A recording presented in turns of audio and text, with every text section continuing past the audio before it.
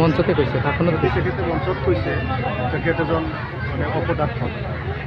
আজি শিক্ষানুষ্ঠানৰ এটা মিটিঙত এজন সাংসদ তেখেতে ৰাজনৈতিক ভাষণ ইয়াতে ৰাখিবলৈ আহে আৰু এইটো ভাল হোৱা নাই।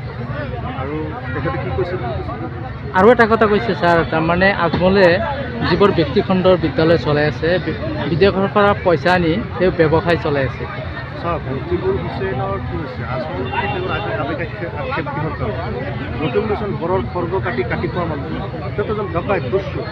দস্যু এজনে বদৰুদ্দিন আজমলৰ নিচিনা দেশপ্ৰেমিক ব্যক্তি, বদৰুদ্দিন আজমলৰ নিচিনা শিক্ষা সচেতন আৰু সামাজিক কাম কাজ কৰা ব্যক্তি এই ধৰণে ক'বই পাৰে। তেওঁতো দস্যু, মাৰি কাটি খোৱা মানুহ। তেওঁলোকে মন্ত্ৰী থাকোঁতে কি কৰি খাইছে? তেওঁলোকে 1 টকা কাকো দি নাপায়, তেওঁলোকে কাকো 1 টকা দি নাপায়, জিন্দিগীত নিদিয়ে, চাহ খালেও তেওঁলোকে পইচা নিদিয়ে। গতিকে তেনেকুৱা ব্যক্তিৰ পৰা এইবিলাক ক'বই পাৰে।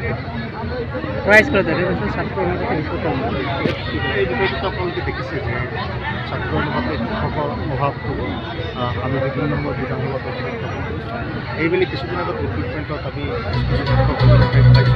আশা কৰিছোঁ যে এই সমস্যাটো